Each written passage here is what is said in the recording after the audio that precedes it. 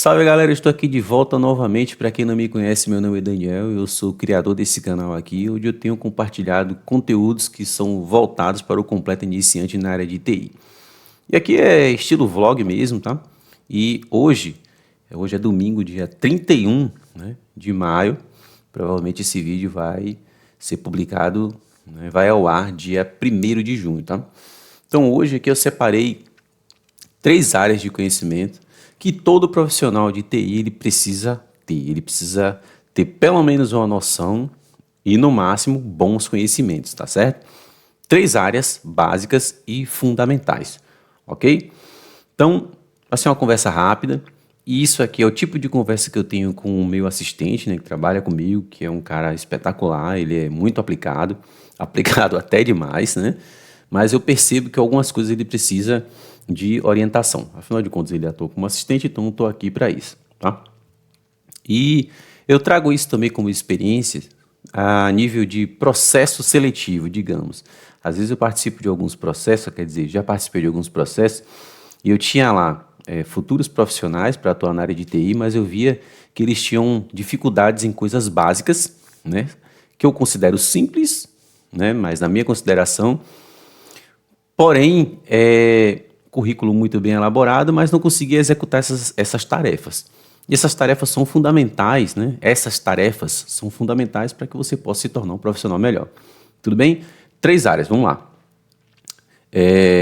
A primeira delas é o conhecimento necessário que você precisa ter para ser um bom profissional na área de TI, é sobre sistemas operacionais. E quando eu falo sistemas operacionais, são os mais conhecidos e populares. O principal deles é o Windows, né? Os sistemas da Microsoft. Não estou falando só de servidores, tá bom?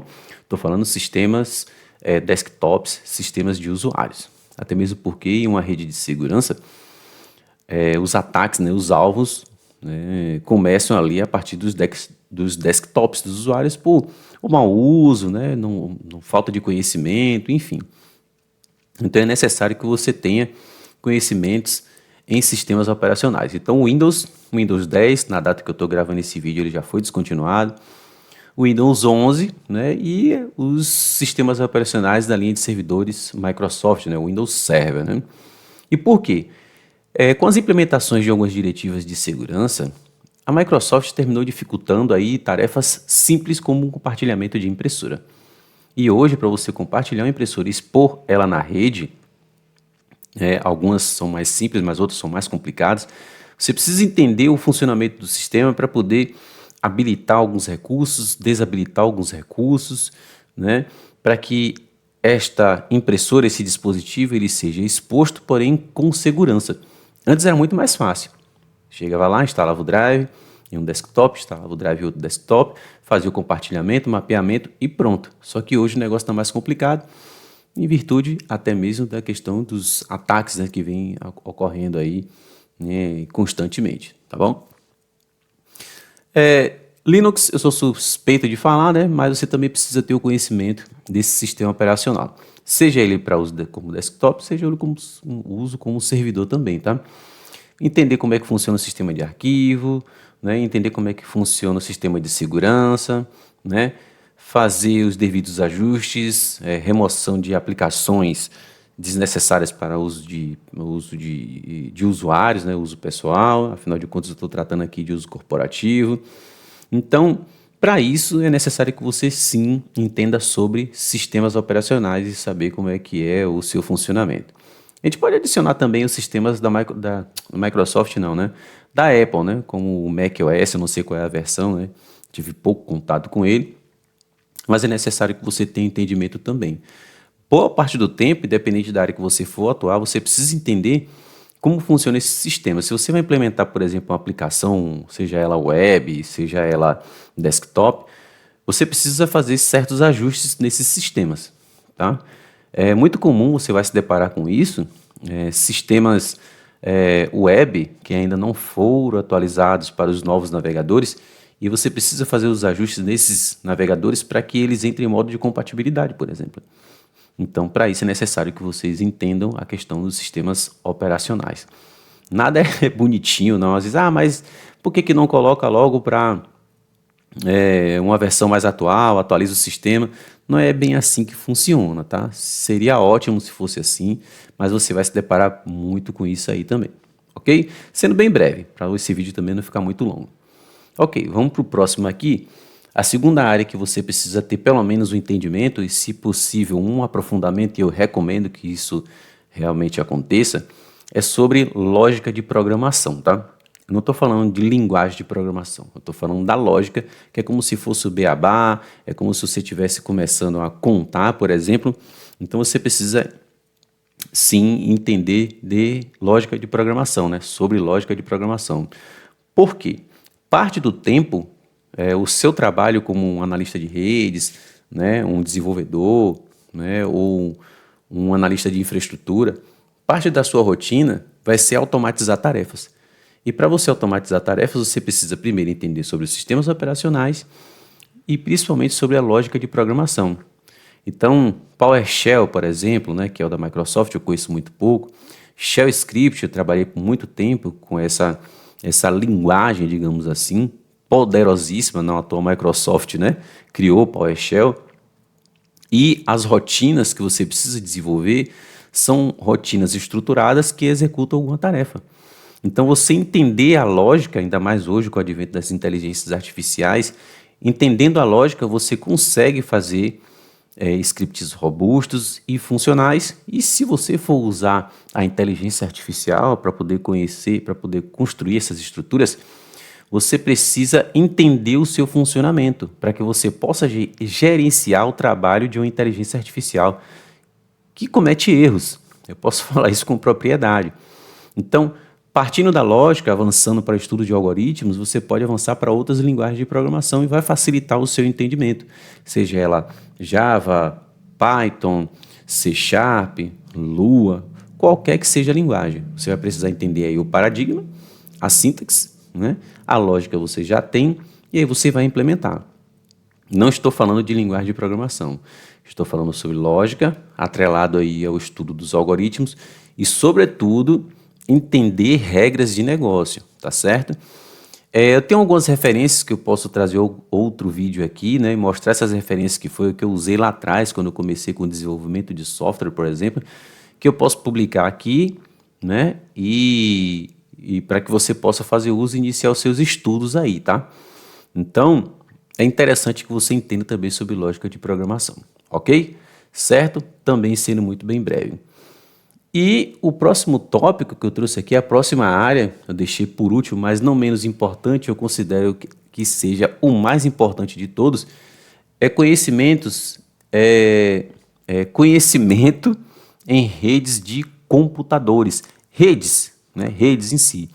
Entender como funciona um protocolo, como funciona a comunicação entre computadores, entre servidores, roteadores. Eu não estou entrando em detalhes técnicos, quem me acompanha aqui sabe que eu não sou muito adepto de usar o Techniquez, mas você entendendo sobre redes de computadores, você já tem boa parte da solução de problemas em redes corporativas.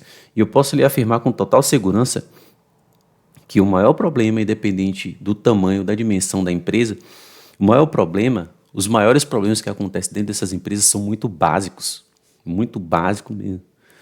E aí, normalmente é porque não fez o ajuste de um gateway ou redes virtuais, digamos, né, as chamadas VLANs, que deveriam estar separadas, estão se comunicando de maneira indevida. São computadores com impressoras compartilhadas sendo expostas para todos os computadores da rede, enfim. Então, é uma questão de organização de infraestrutura, tá certo? Então, você entendendo sobre redes de computadores, você já vai estar à frente de muitos outros profissionais. E fora que você, conhecendo essas três áreas, você pode atuar em qualquer área profissional de tecnologia da informação. Seja infraestrutura, seja redes, as mais avançadas agora, né? Cloud, DevOps, desenvolvimento de software, enfim. Você precisa entender pelo menos o básico. Eu vou trazer duas situações aqui, né, que se encaixam nisso aqui que eu falei, que são muito comuns. Eu já mencionei a questão de seleção, mas eu já fiz experiência, por exemplo, em estar ali diante de um candidato em que a tarefa Era simples, que era fazer dois computadores se comunicarem, né? Fazer uma crimpagem de um cabo, por exemplo, pode ser bobo, mas é algo em que você pode trazer para qualquer área. Porque quando você crimpa um cabo de rede e liga na entrada, numa porta de rede de um computador, ele vai gerar endereços. E esses computadores, eles precisam se comunicar através desses endereços. Trazendo isso para a nuvem, por exemplo, que você não vai crimpar um cabo de rede na nuvem, mas você precisa fazer com que eles se comuniquem, né? Se você criou lá um ambiente virtualizado com vários computadores, ou infraestrutura mais moderna, como um Docker, por exemplo, em que você cria ambientes isolados, mas alguns desses containers precisam se comunicar, você precisa entender sobre os endereçamentos e como é que essa comunicação acontece. E aí, você traz tudo isso que eu falei aqui, né, e coloca em prática, né, dentro desses ambientes. Uma outra situação muito específica que aconteceu agora recente, eu tive uma demanda de expor uma impressora, né, na rede, de modo que o servidor de impressão enxergasse esta impressora. Aí você fala, tá, mas por que você não colocou essa impressora diretamente no servidor? Aí eu nem vou entrar em muitos detalhes, porque isso foi uma demanda interna, né, que foi uma solicitação de um dos desenvolvedores de uma aplicação que a gente usa, né, que seria necessário que esse gerenciador de impressão enxergasse essa impressora para que houvesse uma automação. Não vou entrar em detalhes aqui, tá certo? É como eu disse, nem sempre é aquela coisa, né, aquele cenário favorável para o que você precisa. Eu posso falar com propriedade também, porque eu já adquiri cursos que falam que vai criar aplicações reais e eu posso lhe afirmar que não são reais, tá? São aplicações que vão dar uma boa direção, né? São soluções que vai dar um direcionamento devido, mas real mesmo é no dia a dia, tá bom? É que você tem que resolver problemas que estejam ali em andamento. É como trocar um pneu de carro com ele andando, tá bom? Então, são situações comuns que vão acontecer e você vai se deparar com isso sim. Não falei de áreas específicas, mas todas essas áreas, você como um futuro profissional de TI, você precisa ter minimamente entendimento sobre elas.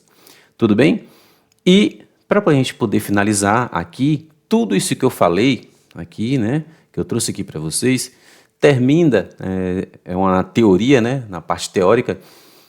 Na prática, vou trazer aqui para você um curso que eu desenvolvi, ou série de vídeos, deixa eu colocar aqui na minha tela, uma série de vídeos que eu produzi, onde eu vou pegar na sua mão mesmo, e vou ajudar você a fazer um deploy de uma aplicação, um web funcional, usando a pilha LAMP, Linux, Apache, PHP e o MySQL, tá certo?